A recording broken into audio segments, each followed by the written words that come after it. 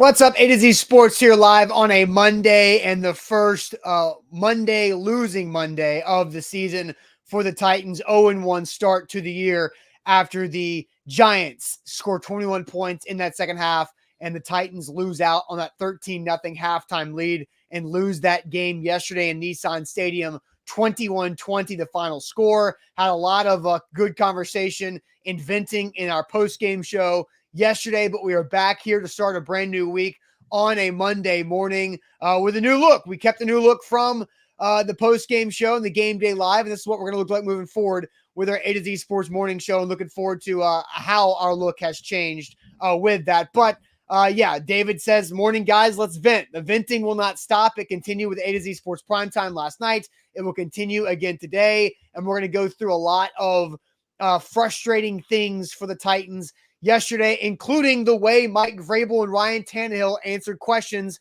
about the late game clock mismanagement in the loss of the Giants. So we'll play you both videos of Vrabel and Tannehill answering those questions.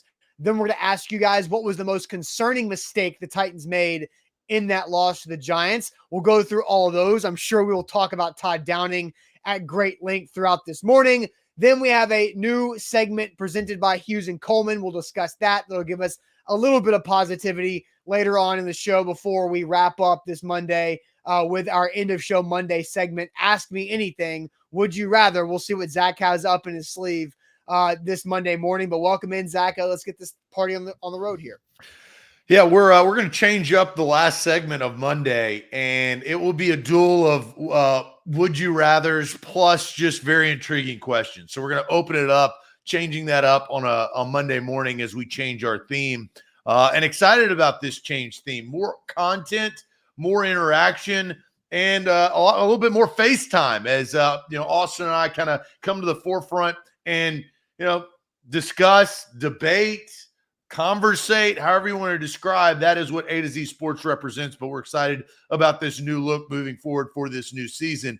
Wish it could have started a little bit better yesterday in Nissan Stadium, but the Titans lose by 1 point after a missed field goal to the New York Giants and fall 0-1. Nobody has won in the AFC South still to date, and all four teams have played. So a lot to unpack, a lot to get into. We are broadcasting live still on 3 different platforms, including Facebook, YouTube, and Twitch. Get locked in right there. Make sure that you subscribe to our YouTube channel at A to Z Sports Nashville. You can search it there, but hit that subscription for our YouTube. We've really kind of hitched our wagon to YouTube. It's a great platform to come in here, interact. We see all of your comments. We actually see some of the comments even before we start the show. So more people are driving to YouTube. You should as well. Subscribe there at YouTube. And we'll be tweeting out segment by segment at A to Z Sports on our Twitter handle. That gives you another opportunity to follow us there on Twitter and Facebook, The Real OGs. We are 80,000 strong. We're approaching 90,000 Facebook followers, which is exciting as we get on the path to 100,000 in this 2022 season. We're excited about that. Share now to public, bottom left corner of your screen. Share around. We need to pop up in your Facebook friends news feed. How that works is you guys share the show. So let's get this party started on a Monday after the Titans fall to the Giants 21-20. Let's get it popping.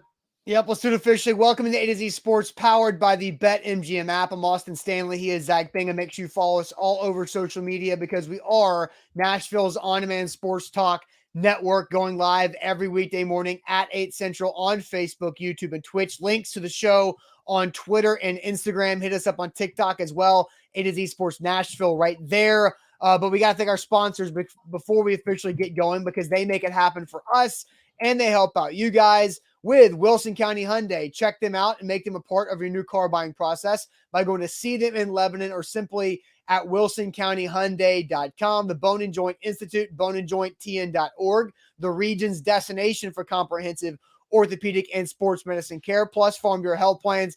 Get better with Farm Bureau Health Plans. Better coverage, better rates, better service. Learn more about a health plan for you at fbhp.com/ATOZ. And Hughes and Coleman Injury Lawyers, the official injury lawyers of the Tennessee Titans. If you've been injured in a car wreck, you need to call Hughes and Coleman right away. 800-800-4600, HughesandColeman.com. So, Zach, just sleeping on it. I always find it interesting on like how people wake up Monday morning after an emotional loss on Sunday. We had nearly an hour post-game show yesterday on these same platforms reacting to it. But how did you wake up feeling on Monday morning after getting a night's sleep on it? And you got to sleep on a Tampa Bay Buccaneers win on Sunday Night Football. Yeah, and Dak Prescott with the that's tough for Cowboys fans with that throwing thumb for Dak. Looks to be out 6 to 8 weeks. But I did wake up this morning, and my first thought was not about the Titans losing and all the mistakes that we talked about.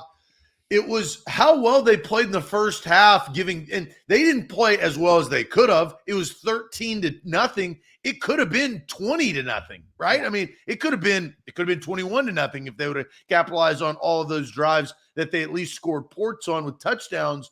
That's kind of what I focused on is how did you lose the 13-point lead that you had built? And Austin, they got the ball to start the second half.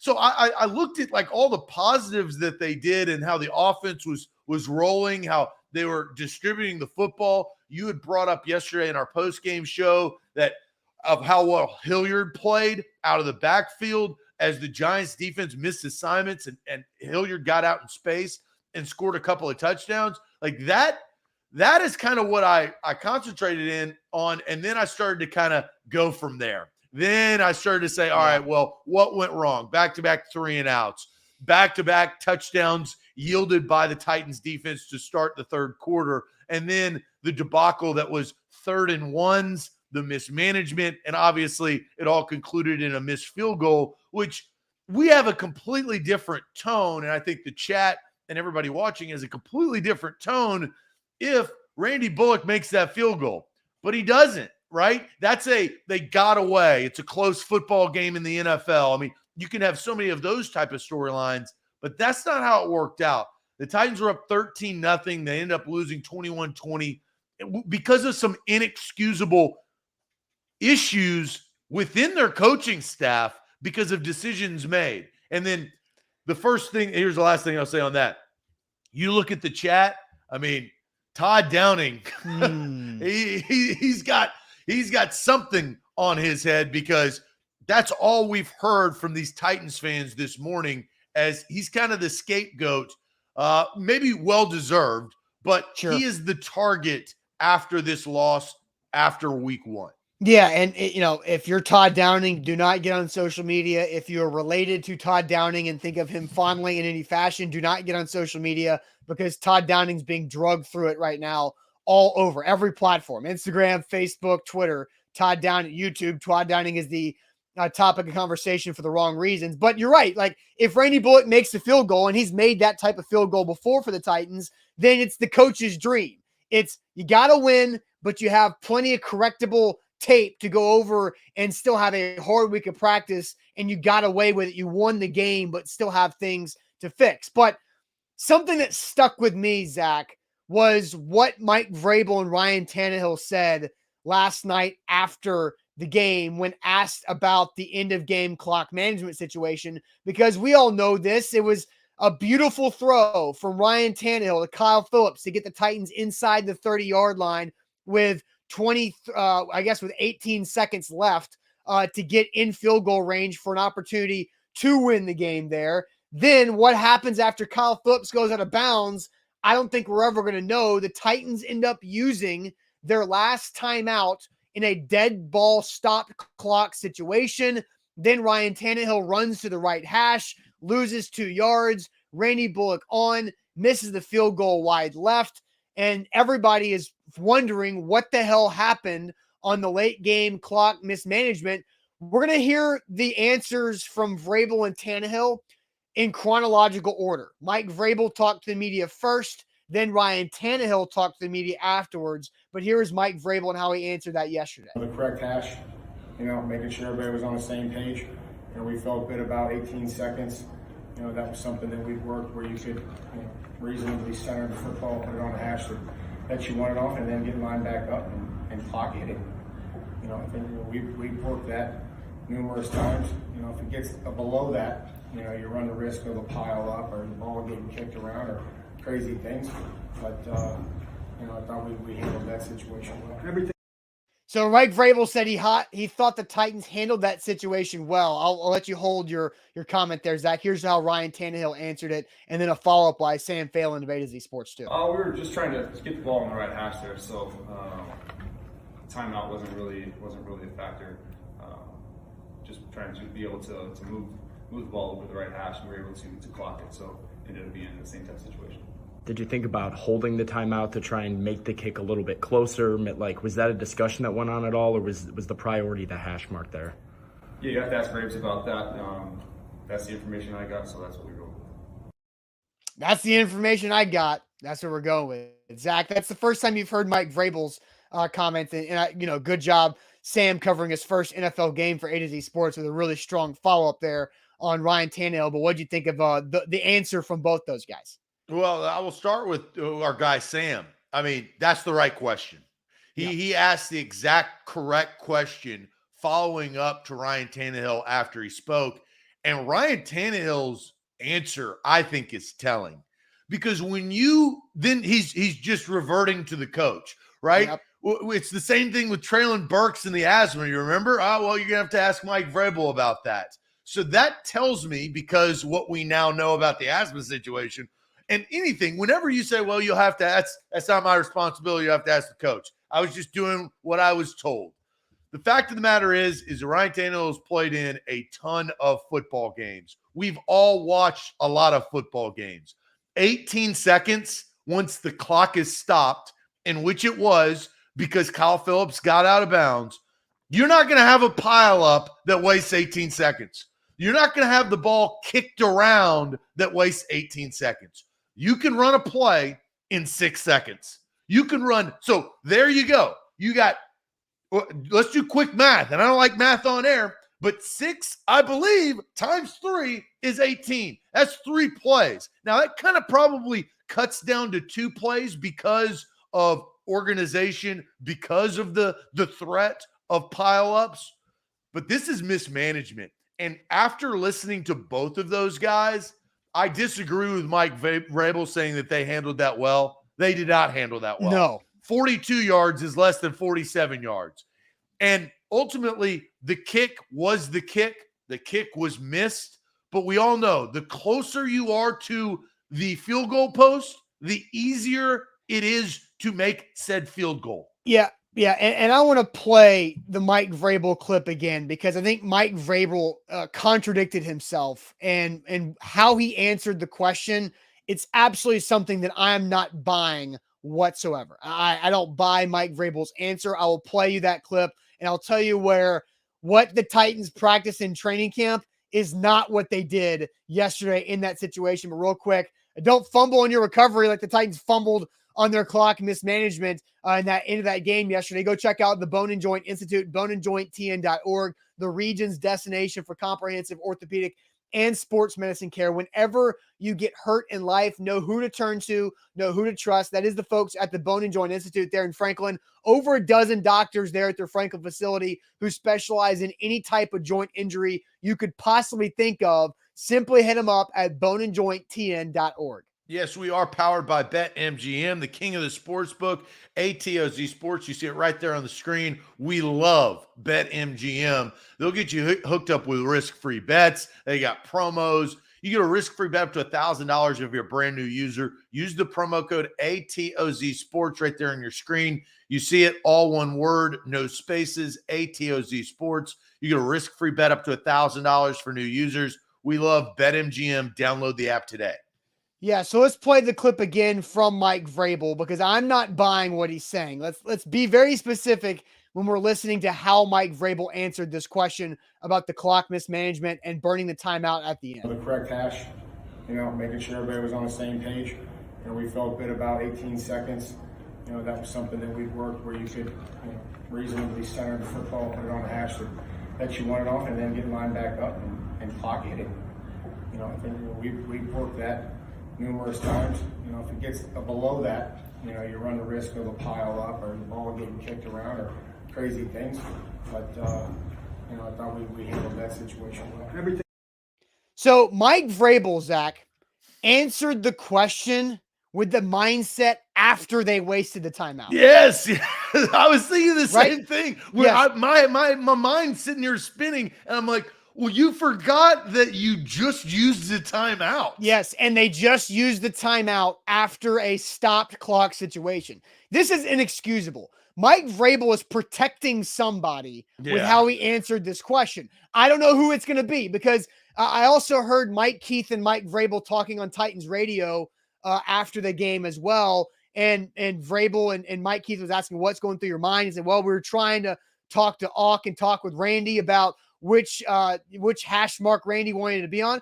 No, Mike Vrabel knew which hash mark Randy Bullock wanted it before the game started, right? Like, Mike Vrabel knows that. He's protecting somebody with the answer. So with 18 seconds on the clock and no timeouts, yes, that's how they do that in training camp. But here's what I saw in training camp. I saw them go through the balls on the opposite 40 with 50 seconds on the clock. You got one timeout. You need a field goal. I've seen them go through that several times, and they've never called a timeout after getting out of bounds on a catch to gain the first down the play before. That is clock mismanagement, and it's straight up BS from Mike Vrabel. He's protecting somebody. He's either protecting Craig Aukerman, he's either protecting Todd Downing for not getting the play call in, or he's protecting Ryan Tannehill. One of those three guys is who he's protecting here. And I'll say this because I went back and watched it again this morning. Ryan Tannehill, when they had to call the timeout right before the play clock expired, Ryan Tannehill did not get the play call to go into the huddle until 10 seconds were left on the play clock. So I am saying it's pretty obvious on who messed up here. So we learned new information yesterday. If you watch the post-game show, we do a pregame, halftime, post-game show. If you haven't been watching, you haven't been subscribing, you need to, because this is live reaction with all of you guys. We ask you questions. It's interactive. It's a lot of fun. We've been doing it for years. My grade when we grade Ryan Tannehill was a C, not a C+. You graded him as a C+, correct? That's right. Yeah. I knocked his grade down because I thought that there was some blame on Ryan Tannehill. After now knowing a little bit more, and actually, honestly, after hearing Ryan Tannehill talk, listen, play the clip one more time. Yep. We were just trying to get the ball in the right hash there, so timeout wasn't really a factor. Just trying to be able to move the ball over the right hash, and we were able to clock it, so it ended up being the same type of situation. Did you think about holding the timeout to try and make the kick a little bit closer? Like, was that a discussion that went on at all, or was the priority the hash mark there? Yeah, you have to ask Braves about that. That's the information I got, so that's what we wrote. Sam, bravo to Sam, because that question revealed the true answer. He didn't actually say exactly what happened, but that question revealed exactly what went down. I'm changing my grade. I'm calling up the parent, to the kid that, hey, the teacher reviewed and you get a C+. I cannot take that away from Ryan Tannehill because it sounds like they were chatting on the headsets on what's going on, and that communication messed this entire thing up. Absolutely. Absolutely. And I'm glad Nick Ewing says Austin can't change his mind, but Zach can. And look, I'm glad you changed your mind, Zach, on this, because, and I said this in the postgame show, I can't knock Ryan Tannehill for that. There was something fishy about what happened there with the mismanagement of that play clock after the Kyle Phillips catch. And I truly believe it's on the coaching staff for not making up their mind and knowing what to do after it doesn't make any sense, guys. Kyle Phillips catch out of bounds, 1st and 10 inside the 30. 18 seconds left. You would just run efficiency all down the field, right? You would just run your 2-minute offense in a minute and 8 seconds. Listen to what I'm about to say. The Titans coaching staff put their offense through 2-minute drills every day in training camp, but the Titans coaching staff is the one who screwed it up in week 1. I don't disagree with you. I think that's what we found out. This is again, this is why you have 1 day of rest. You wake up refreshed. You wipe the sleep out of your eyes from a long day of football. You get geared up and you start to go do some detective work.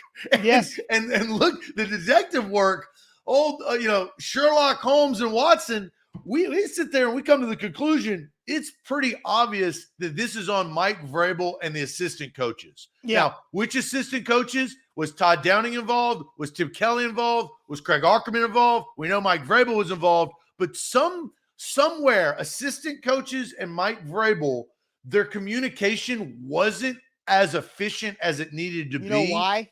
Which held Ryan Tannehill up and cost them the timeout. You know why? It's too many cooks. You just listed off 4 coaches who were trying to make a decision. It's Mike Vrabel's decision. He is the head coach. And any type of hesitation like that in a moment can cost you an opportunity. And in my opinion, it did.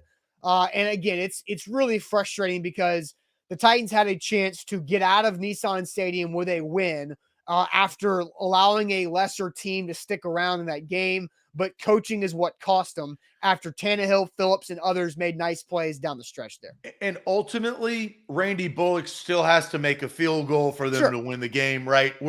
So it's not singular, but it is impactful because if you are prepared and efficient, you know you've got 18 seconds. The clock is stopped. You can substitute because they obviously huddled, right? You bring in Derrick Henry for an ISO right run, because you know prior to the game that if you have a game-winning field goal situation, your kicker, Randy Bullock, likes it on the right hash. ISO right run. You don't toss it to him. You don't pitch it to him. You put it in his gut to 22. He falls forward for a few yards. You get back up. You snap the ball. 18 seconds is plenty of time to do that. You clock it and you set it up, right? That's what you do. Oh, wait, you've saved your timeout. You call it timeout, right? That's it. I mean, that's how the scenario should have gone down. I think we've revealed what exactly happened. Yeah, and Carl's right. It was on the right hash, and Randy Bullock still missed the kick. So there's no doubt about that. But a couple of yards might have been the difference there in that kick, and if Randy could have knocked it in or not. But it's pretty. And with Ryan Tannehill saying that's what I heard when Sam followed up the question, that's what I heard, means that Ryan Tannehill was towing the company line and basically saying and answering that question the way Mike Vrabel had told him to answer it before that press conference. Because look, Mike Vrabel, I don't know. I think so. I don't think that anybody tells anybody how to answer a question. You don't think so? I don't think so. Oh, I think Ryan Tannehill has been on this team and has played as many football games as he has. He's not going to sit here and throw anybody under the bus. Notoriously, he doesn't do that. So I think nobody needed to tell him not to do that. I think there is a understanding in that facility that Mike Vrabel has a company line and you better follow. But you said that he was told, and I don't think that he's told to do that. I think that's just how Ryan Tannehill correctly answered the question based on that. I mean, I always think, and I always put myself in this situation, and this is probably why I'm not an NFL superstar quarterback, because I'd probably be too damn honest, is I'd sit there and be like, we need to be more efficient. We got to get the plays in, and we cost ourselves right there. But that's not the right thing to say, right? Because I think Ryan Tannehill answered the question adequately for Ryan Tannehill. Mike Vrabel didn't. Mike Vrabel in his answer ignored the fact that they lost the timeout. No, yeah, he ignored that they cost themselves a timeout. He answered it after they called the timeout. A to Z Sports here live on this Monday. A lot of reaction to get into. We're about to ask a question that's going to bring in a lot of different aspects from the game and from the Titans' loss yesterday. What was the most concerning mistake the Titans made in the loss to the Giants? What was the most concerning mistake the Titans made in the loss to the Giants yesterday? But Zach, first tell everybody about Farm Bureau Health Plans. Yeah, FBHP.com, Farm Bureau Health Plans. Better coverage, better rates, better service. A plan on use for health, dental, and vision. So that's the best part. Farm Bureau Health Plans, 75 years, 200-plus locations across the state of Tennessee. I use them. I absolutely love that I use them. I've been benefiting for the last several months. It's September, and I changed at the beginning of the year. They really have. And they've changed my coverage in a better way. I saved 20% per month. And when I signed up, it was so easy. And it was the right decision. I went through a health assessment. It took me about 20 to 30 minutes. I got a quote, and I realized this is the best plan for me. It can be the best plan for you and your family. You may have 5 kids. You may have 1 kid. You may have no kids. A family plan is always something that you need to think about for the protection. Everybody deals with health issues throughout the course of their life. Farm Bureau Health Plans will help you. 200 plus locations. That's fbhp.com/A to Z. Also, don't forget, download the BetMGM app. And if you do it today, use our code ATOZ Sports. It's right there on your screen. You download the app, you make your first deposit. And with that code ATOZ Sports, your first bet on pro football, risk-free up to $1,000. There's still another game tonight in week 1 with a different interesting quarterback situation as well with Denver and Seattle. So check it out. BetMGM. You download the app, use our code ATOZ Sports, and you get a risk-free bet up to $1,000 with your first bet after that deposit. Visit betmgm.com for terms and conditions. 21 or older. Tennessee only. New customer offer. All promotions subject to qualifications and other requirements. Rewards issued as non-withdrawable for bets. Credit for bets expire 7 days. For problem game of support, call Tennessee Redline 800-889-9789. Zach, the question that we have asked everybody: what was the most concerning mistake the Titans made in the loss to the Giants? I'll send you to the chat to see what everybody is saying, that what concerns them most. All right, let's see what we got here. There's so many damn comments in the chat, which is a great, it's a great problem to have, but, sifting through them, I'll start with John, because John, I think he represents a lot of the Titans fan base. And that is, there are so many comments that just moved. John right there, allowing Downing to call the plays. Todd Downing has been heavily criticized from last year heading into this year, after the first game of the season with some of his play calling. So John's going to start there. Billy says the last 18 seconds. And Eric says Fulton getting burnt deep. Getting burnt deep pulled the Giants back into this football game, right? Single-handedly. A 60-plus yard pass from Danny Dimes that wouldn't have probably been completed if there was some sort of coverage on Shepard. It would have been thrown. Mark Sanchez on the call, and Mark Sanchez, I don't think it's week 1 for him too. I don't think he had his best game calling that, but he mentioned that the backside go is something that's rarely thrown on a pass concept like that. It's more just to keep spacing on the backside and to have a safety hang out. But Fulton thought the same thing. Yeah, right. He's rarely thrown. Yeah, and I don't think that's not the biggest mistake. Like Christian Fulton, that's not something you need to be concerned about moving forward. I don't think. I think Christian Fulton is better than that. And I think that's a massive wake up for Christian Fulton this season of, I just got smoked. I can't let that happen again. And he's going to get beat. That's the nature of playing the corner position. You're going to get beat playing corner in the NFL. But I don't think he's going to get smoked like that again, where it was blatantly him falling asleep at the wheel on a deep route. It did impact the game a huge no amount, doubt. right? No doubt, yes. The momentum had already swung, and then that swung it even more and pulled the Giants. Now, I know the Titans then got the lead back, but that wasn't that's not a concerning thing that I'm still concerned with moving forward, in my opinion. Well, I think you can look at this question a lot of different ways. Concerning about what happened during the game of, why the result got the result. Or you could look at it as, moving forward, I'm not necessarily worried about Christian Fulton in that sense, but right. I am concerned that why are you thinking that it's not going to be thrown and then it's thrown? Penalties. Max brings up something that we didn't talk a lot about in the post-game show because of other things, but there was a lot of penalties. Now, on both sides, the Giants, they would have been upset too with all the holding calls they had on that final drive that kept the Titans' faith alive. Mm-hmm. But there were some holding calls. Brewer, Taylor Lewan to start that first drive, he got a little trigger happy. You saw 77 jump. NPF had a false start as well. One thing, the Aaron Brewer holds might have, they didn't really cost the Titans because they still scored a touchdown on the same drive. But first and 20s, this offense is not made for first and 20s. But no, I know, but they only scored a touchdown on that. And so I don't like the Brewer holds. I know people will always remember that, but the Titans scored a touchdown to Hilliard after on the same, they were on the same drive. Both holds were. But you talked about Christian Fulton moving forward. You're not concerned there. I actually may have some concerns that Brewer, he can't repeat this offense throughout the course of the season. I think those holds were both ticky-tacky. Now, I'll say this. I don't know. I didn't notice this until this morning when I saw a video of it on social media.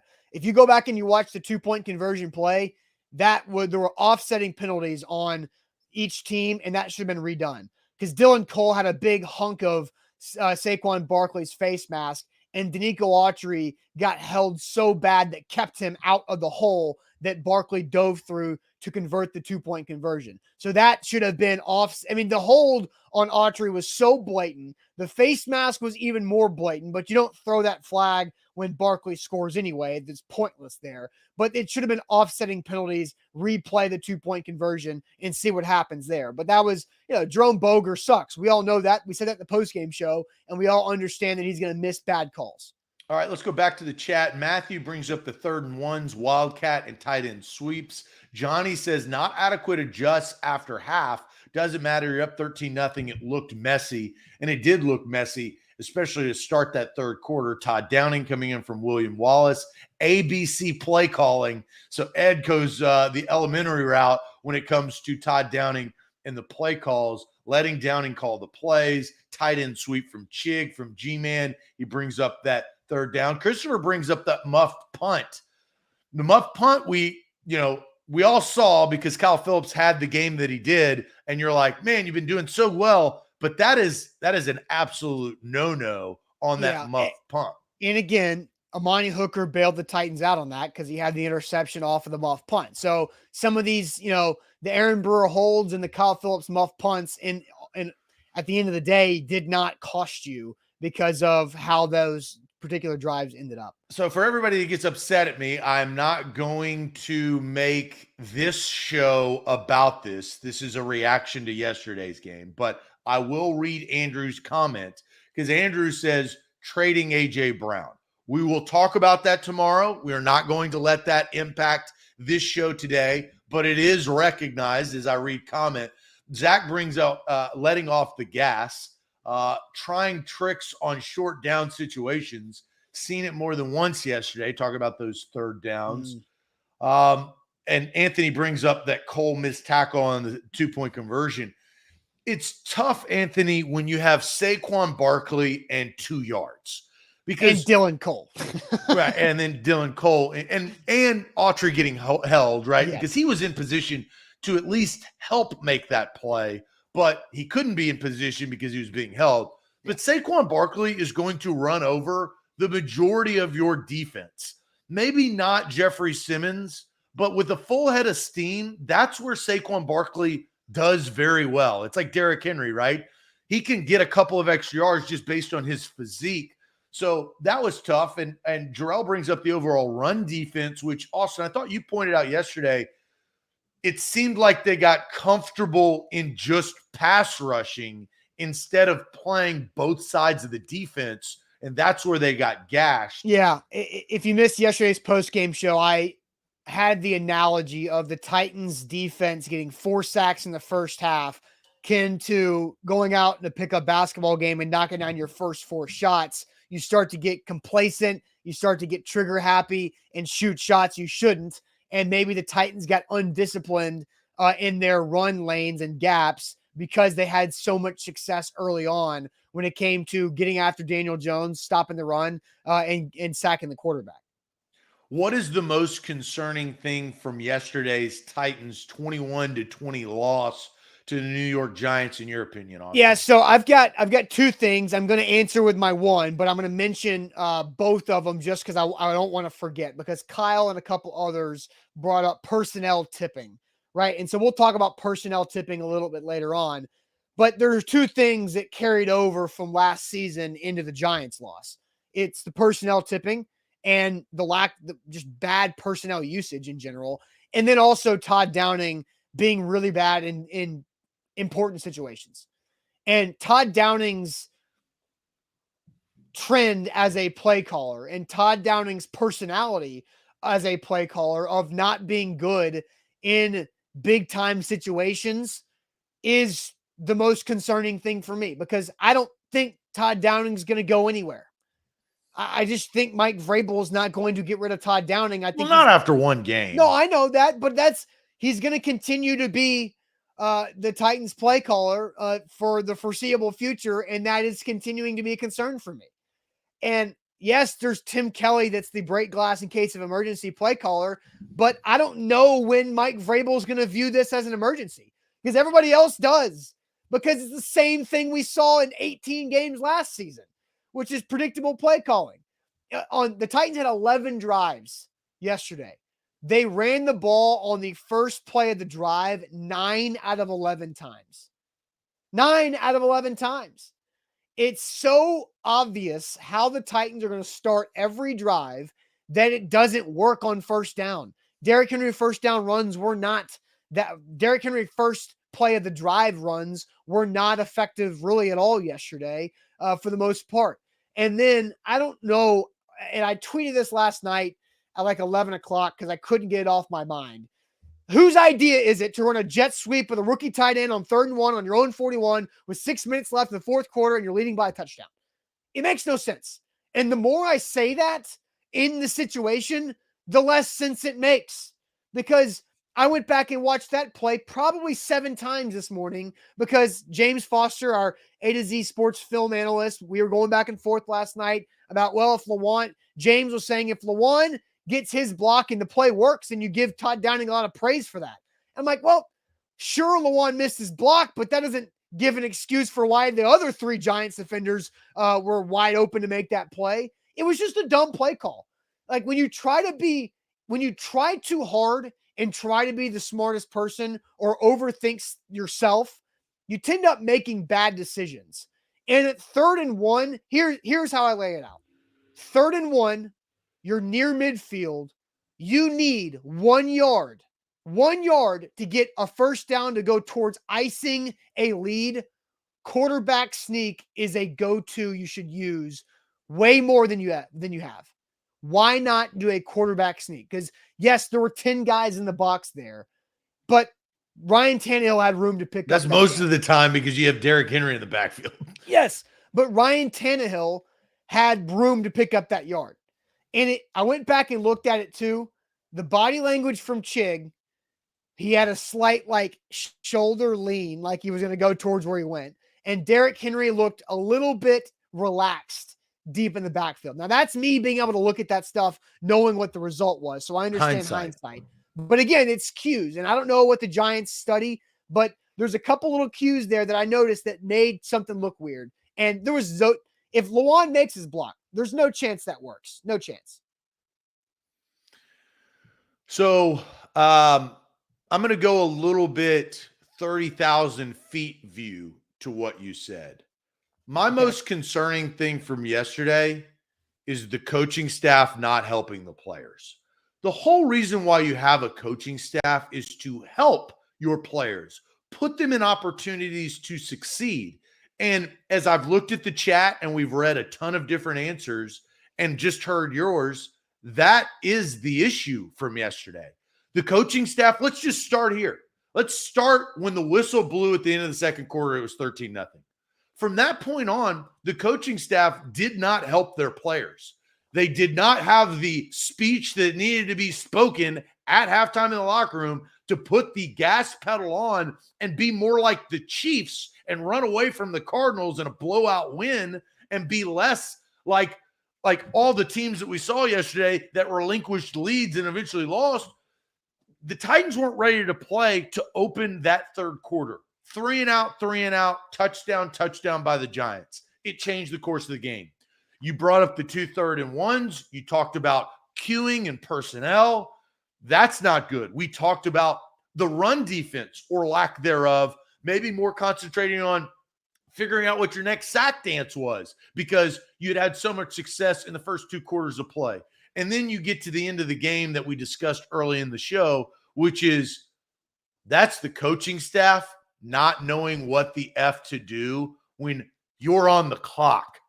That timeout, whether you want to say it, impacted the game solely, singularly, or just was a little salt sprinkle, it really did impact, because Randy Bullock would be better off on the right hash. You should know that before the game, but you should also use Derrick Henry. And maybe they need a guy, as I said yesterday, to whisper that in Todd Downing and Mike Vrabel's ear, because obviously they're talking about something else, trying to get the plays in. Ryan Tannehill, essentially, play the clip one more time. Listen to Ryan Tannehill after our own Sam Phelan, AZ Sports Titans reporter, asked him this follow-up question. We were just trying to get the ball in the right hash there, so timeout wasn't really a factor. Just trying to be able to move the ball over the right hash, and we were able to clock it, so it ended up being the same type of situation. Did you think about holding the timeout to try and make the kick a little bit closer? Like, was that a discussion that went on at all, or was the priority the hash mark there? Yeah, you have to ask Braves about that. That's the information I got, so that's what we wrote. I was just doing what I was told. The problem is, what was told, I don't think was communicated well between the coaching staff and then relayed to Ryan Tannehill in time. So, Austin, to answer the question, it's the coaching staff overall not helping their players win, aka close out a team that you were a 5.5-point favorite to and were in complete control, up 13 points at halftime, receiving the football to start the third quarter. Yeah, and I see Will Greenway on Facebook says the Giants put packages in to help Saquon. And that kind of leads me with your point, Zach, and then Will's comment there to bring back up the personnel usage and just some head scratch. I don't know if this is a cockiness of the Titans coaching staff, because let's be honest, Mike Vrabel's had a ton of success in his first 4 seasons as a head coach in the NFL, right? He has the right to be cocky. He's the reigning coach of the year across the NFL. But for sometimes I feel like the Titans coaching staff believes that their scheme and game plan is greater than the players running it. And I'll say this by personnel usage in key moments. I mentioned it yesterday at halftime, I believe it was, because it was in the first half. It was the second field goal the Titans kicked to go up 13-0. It was 3rd and 4 on the 5-yard line. The Titans had on the field Austin Hooper on the left tight end, Jeff Swaim on the right tight end, Torrey Carter and Derrick Henry in the backfield, and Cody Hollister as your one wide receiver. Now, Tannehill play action rolled out. He was looking backside for Hooper, but he wasn't open. The Giants sniffed it out. But there's nobody else out there that's going to make you a play. Torrey Carter's not going to make you a play. Jeff Swaim's not going to make you a play. And Cody Hollister just made a play 2 plays before, so he hit his quota. He's not going to have any more the rest of the year. So why is the personnel on 3rd and 4 on the 5-yard line, why do you not have more playmakers on the field? Then the second drive of the third quarter, Zach, we know the 3-and-out because of the too cute Derrick Henry direct snap that didn't work either, right? The second 3-and-out, Hilliard run, pass drop by Hilliard. Derrick Henry sideline. Like, Derrick Henry just sat in a locker room for 12 minutes at halftime. Why does he deserve a blow the second play, the second drive of the third quarter? Makes no sense. Like, why not use Derrick Henry in those situations? So just at times their personnel usage makes no sense, and it makes me think that they believe it doesn't matter. That their players don't matter because their scheme is good enough to get it done.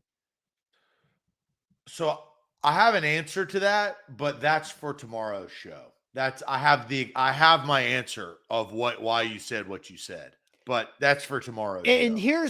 And maybe I can text Sam, because Mike Vrabel's talking to media at noon today, and Sam's going to the press conference. He's already loaded up with a couple questions that we asked him to ask today. But my next kind of question is Sam to ask Vrabel is, who is making these personnel decisions? Because I know every team might be different. Sometimes the wide receiver coach is in charge of monitoring the snaps and the personnel and who's on the field in situations. The tight end coach the same way. I don't know how the Titans do that. I don't know if that's an offensive coordinator thing. I don't know if it's a collaboration, but I want to know who to blame for having weak personnel on the field in key moments. Well, Jeff Swaim played 44 offensive snaps, more than Derrick Henry, NWI, Robert Woods, Austin Hooper, Kyle Phillips. I mean, the list goes on. Jeff Swaim was out there quite a bit. And NWI, I know that he's probably the most tenured Titan wide receiver, playing 41 snaps. There's some mystery behind this. Where the hell is Robert Woods? Where the hell is Treylon Burks? Talk about the personnel. That's kind of where my question is where the hell are these guys' productivity? And Jeff Swain, look, I'm not upset that I lost $50 because Austin Hooper didn't catch, 23 yards. I was upset about that. But I look at Jeff Swain being too big a part of the offense. Yeah. I felt like Austin Hooper needs to be that guy. Yeah, Jeff Swain had a pass, hit him right in the face. Like, we know what Jeff Swain's here. Why is he's there for not that? Like, I feel like now the Titans are playing Jeff Swain to justify his $3 million salary that shouldn't have been given to him. And, let's see. Chris Frazier says, Treylon Burks ain't that good. All right, Chris, here's some stats for Treylon Burks. Next gen stats from ESPN. Treylon Burks averaged 11 yards after the catch on his 3 receptions. That was tops in the NFL yesterday. He also averaged 4.9 yards of separation on his 5 targets, second only to Deebo Samuel in the NFL yesterday. So Treylon Burks did his job. Treylon Burks was not bad yesterday. They just didn't more of that. Yes, more. That representation is off of 3 catches, and that cannot happen. Look at Justin Jefferson. We've told you this since Treylon Burks was announced in Las Vegas, and I was standing about 20 feet from the stage when it happened. And when that happened, we all sat there and said, the ceiling is Justin Jefferson. Justin Jefferson gets thrown the freaking football. That man had $150 at half plus, but 3 receptions in a game for a guy who comes in and is supposed to replace your superstar is malpractice. And it's like, obviously, the first drive of the game, they wanted to go to Burks. They wanted to go to Woods early. And they did with success, right? Second play of the game, play action, hit Woods over the middle for a first down, gain of 14. The 2 plays later, Ryan Tannehill hits Burks for a catch and run on the sideline. Now you're first and goal. All right, great. That's the last. They didn't go back to Robert Woods until late in the game. Well, no, Treylon Burks only played 36.7% of the offensive snaps.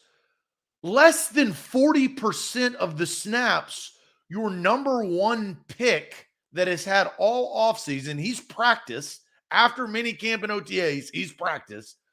He only had 36% of the offensive snaps. What the F is going on? And I got after the show texting Sam, hey, Coach Vrabel, who is in charge of the wide receiver rotation when it comes to snaps played and personnel usage? Who? Because there's got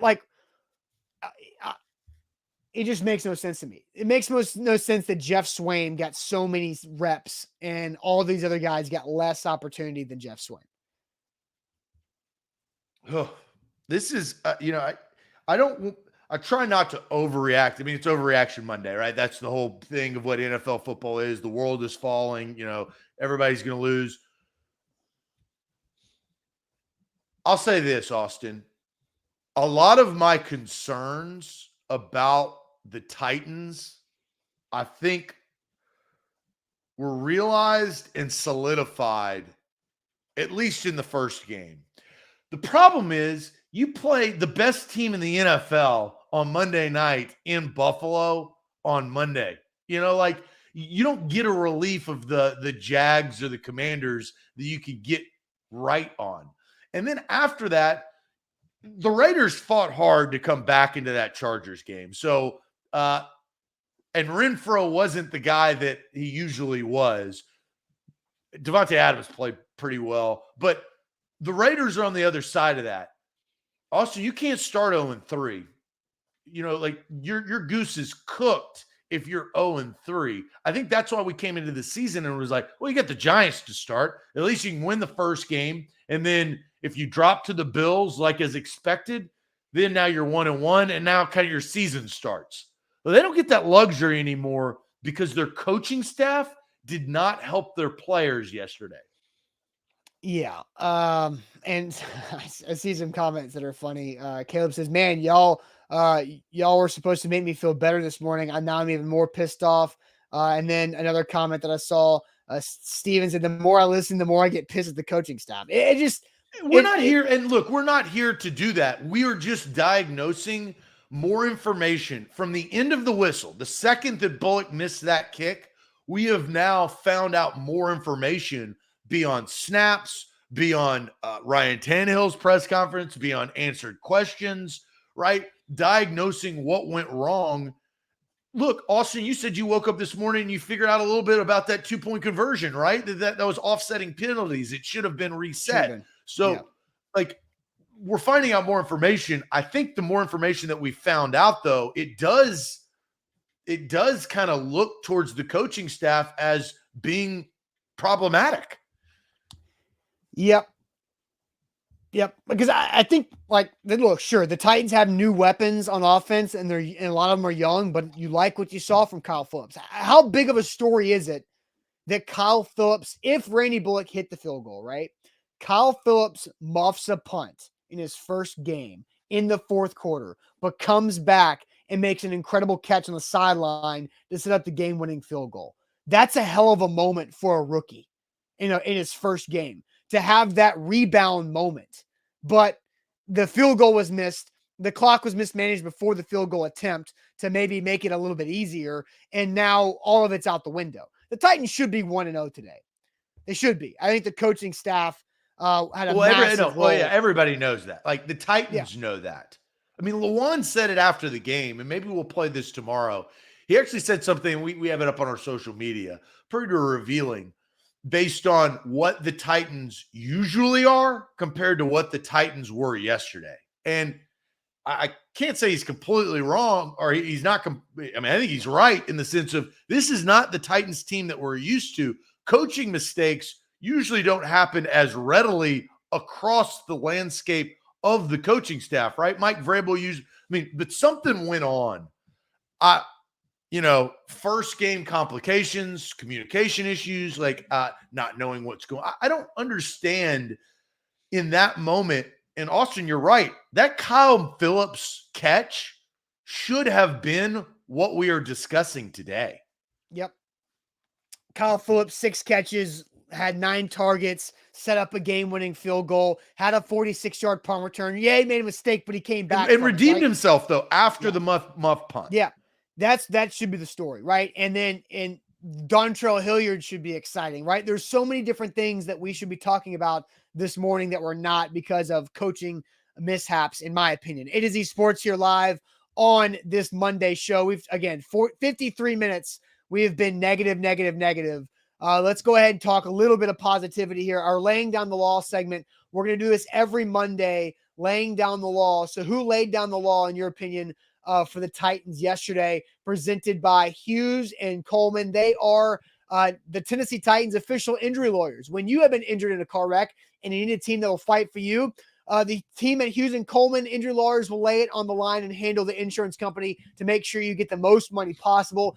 They've recovered over $1 billion for their clients in Tennessee and Kentucky and will fight to get you every dollar you deserve. If you've been injured in a car wreck, you need to call Hughes and Coleman right now. Don't wait on it. Call them right now for a free case consultation. Hughes and Coleman, the official injury lawyers of the Tennessee Titans. Call 800-800-4600, principal office in Nashville, Tennessee.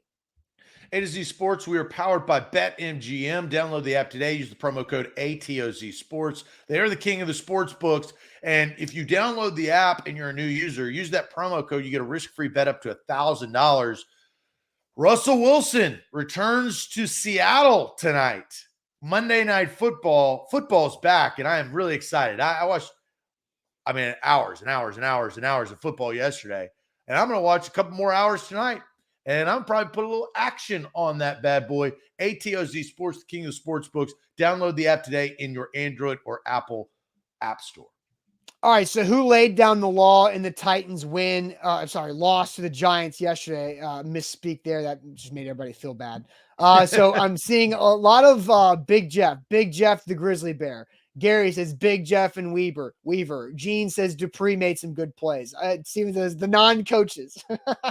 Let's see. Jerry says Weaver had a big game. David says Big Jeff laid down the law a couple times for sure. Karen bringing up Dontrell Hilliard, who had a nice game. Pass protection looked better than expected from Ryan. That's true. Absolutely. And Eric says Big Jeff is an absolute game wrecker. Let's talk about Big Jeff Simmons for a second, because 2 sacks, another big tackle for loss in the game yesterday. Big Jeff Simmons had 6 total tackles, 2 sacks, and another tackle for loss. I mean, he is just continuing to get better and better and more expensive by the game, right? Yeah, he is. Well, and he moves weight, right? I think his power is obviously in his legs and his arms and the combination of that force, right? He sets and then throws, right? And he made some huge plays, tackles for losses, obviously sacks that we spoke about in the halftime show, being in the first half. I mean, and I think he sets the tone for this defense.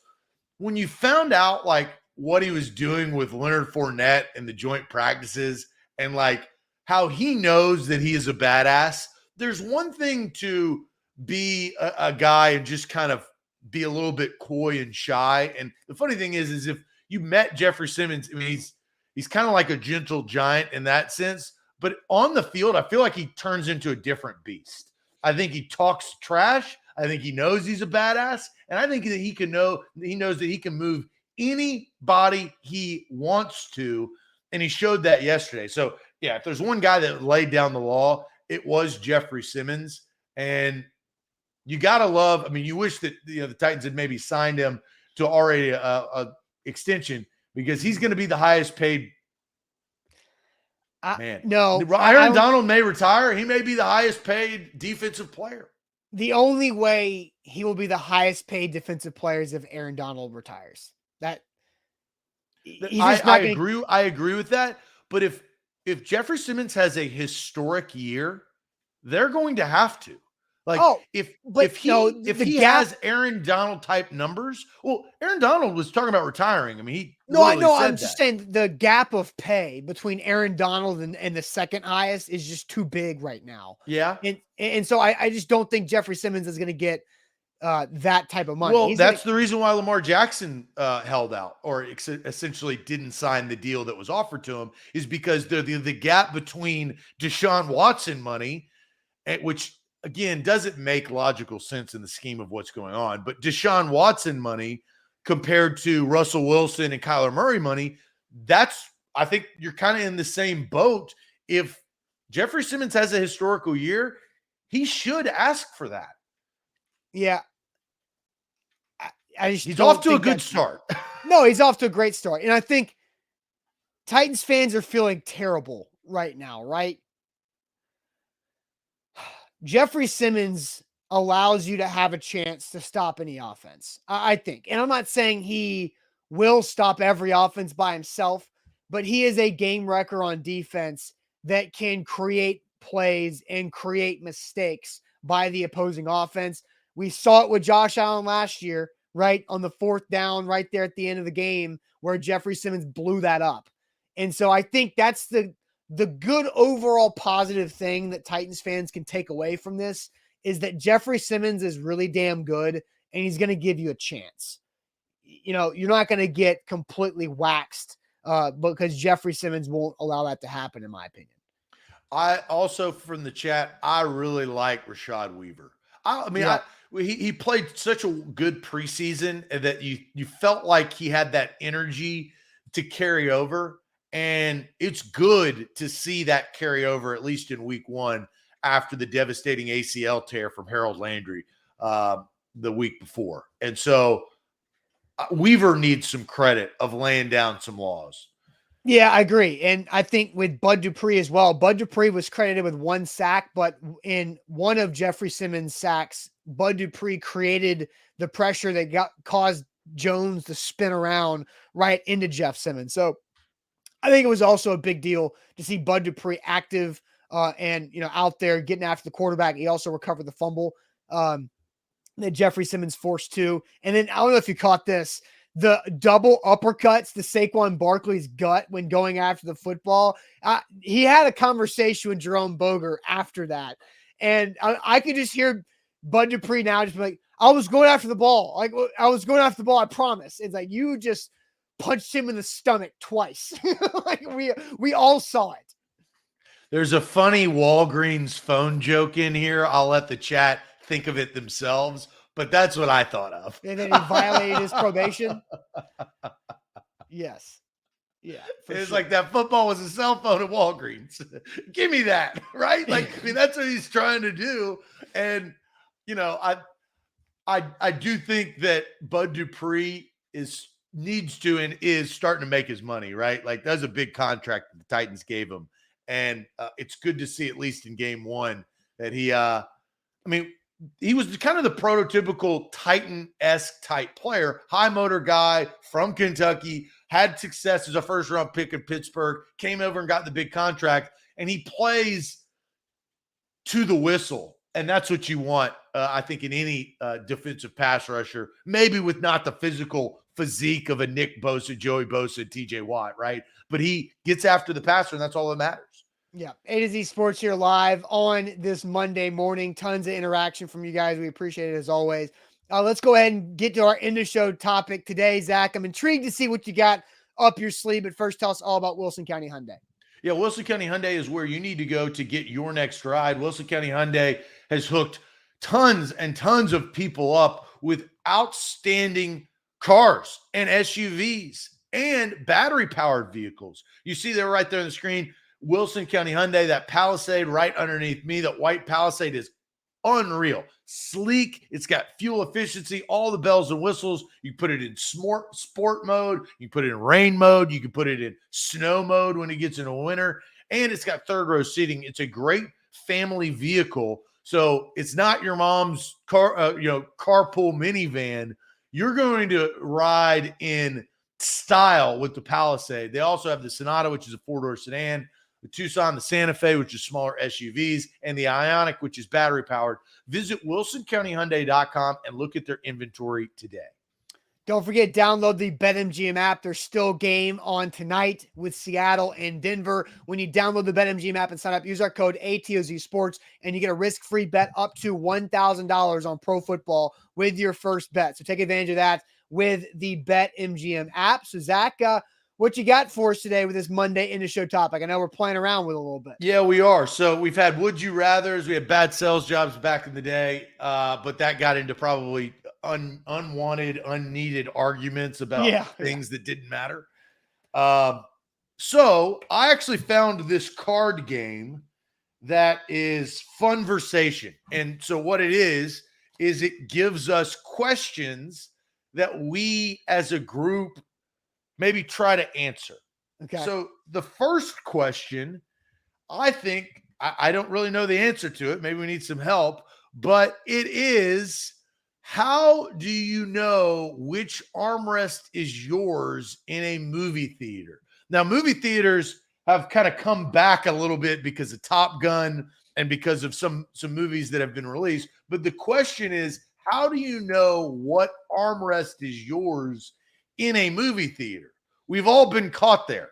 And it's different. And here I'll say this, Austin, it's different than a plane, because I think there's plane armrest rules. I don't know if you know those, but I think they're unread. If you're on the outside, you get the outside. If you have the window, you get the outside. If you're in the middle, you have the right to both if you choose, because you are in the middle.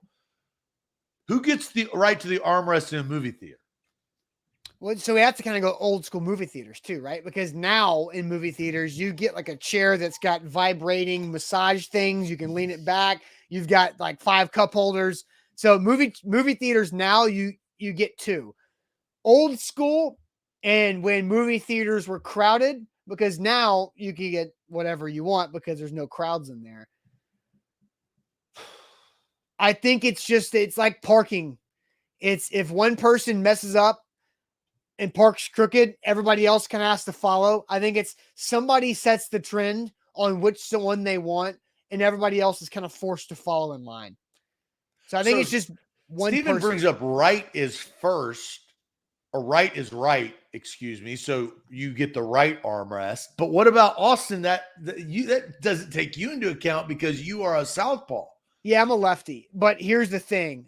I lean to the right because of driving. I drive my left hand, I lean inside.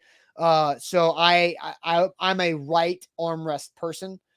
So Orlando says if it's packed, it's to the right of you. So maybe it is. Ooh, Pauly D says wherever the armrest starts on the first chair should then follow suit. It sounds like people saying it is something on the right. I've never heard of that, but Neither. in my opinion, I think it's the first person there, because like if you state it's like staking your claim, right? Your territory is if you have set your arm there, you've established some sort of dominance. Now, if that person wants to come and ask you to move, that's up to them. But in a movie theater, you're not trying to get into an argument over the armrest. But I think it's the first person to said armrest.